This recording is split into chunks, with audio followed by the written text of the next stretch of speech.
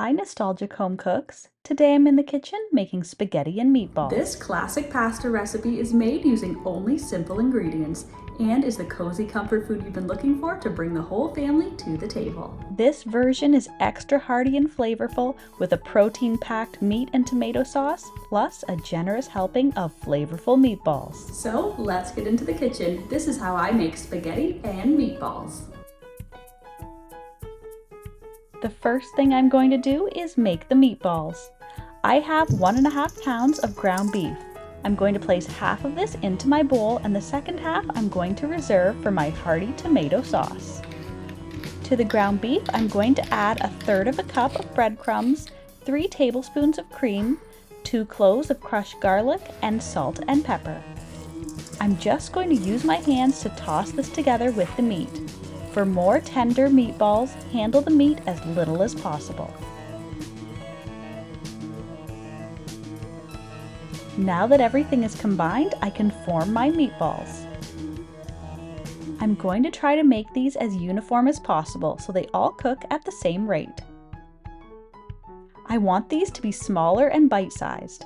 My meat mixture ended up making about 25 meatballs. I'm just giving each clump a quick squish and then rolling it gently between my hands.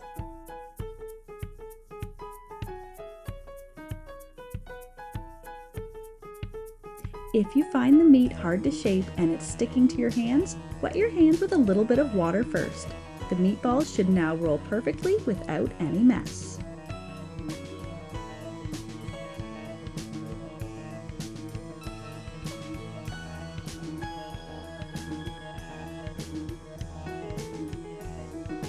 To make these meatballs extra flavorful and delicious, I'm going to brown the outside of each one to get a deeply golden caramelized coating around the meat. In a large preheated pan, I'm going to add a few tablespoons of oil and then add in my meatballs. Make sure they're able to spread out enough and that the pan isn't overcrowded. You'll probably have to do this in batches. Fry the meatballs for a few minutes on each side until they have a crispy golden crust. We're only partially cooking them at this point. The meatballs are going to finish cooking in the sauce later on. Once the meatballs are done, remove them to a plate and set aside while we get on with making the sauce.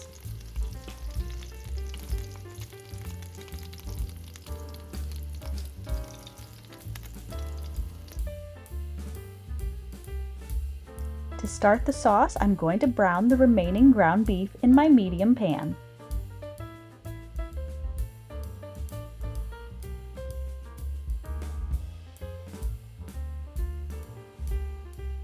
I'm going to mash the ground beef so it's a relatively fine crumble. We already have big chunks of meatballs, so this ground beef is just going to add the heartiness to the sauce.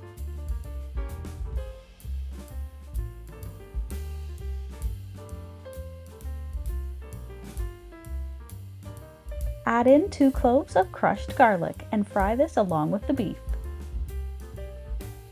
I'm going to add in 1/2 teaspoon of red chili flakes. This isn't enough to make it spicy, it just adds a nice depth of flavor to the sauce. Sprinkle in 1/2 teaspoon of dried oregano and fry this along with the beef. Add in 1 can of tomato paste along with 1 can of diced or crushed tomatoes. If you want a smoother sauce, give the tomatoes a quick puree before adding them to the beef. Stir until everything is combined, and now we can add in the reserved meatballs. The meatballs are still pretty tender at this point, so just press them down into the sauce. Don't mix them in or they'll break apart. I'm going to cover my pot and reduce the heat down to a simmer. I'm going to let the meat cook and the tomatoes soften for about 30 minutes. The meat at this point should be fully cooked, so feel free to stir the sauce. Now I'm going to add in 1/2 teaspoon of brown sugar. This is going to balance out the acid from the tomatoes in the sauce. Cover and continue to cook another 10 to 15 minutes. And now is the time to start to cook the noodles. I'm just going to be using store-bought spaghetti for this. Bring a large pot of water to a boil and a good amount of salt to season the noodles. Once the water is boiling, cook the pasta according to the package directions. As soon as it's done, you can plate the warm noodles and a generous serving of the homemade sauce. Make sure to pop at least 3 of the gorgeous homemade meatballs on top. This nostalgic dish pairs perfectly with warm garlic bread and a simple side salad for the perfect family-friendly meal, or a home-cooked dinner that will have your guests licking their plates clean. Serve with a sprinkle of fresh basil and grated Parmesan cheese. Enjoy! If you're a fan of deliciously simple vintage recipes and old-fashioned skills, then you'll want to check out this next video.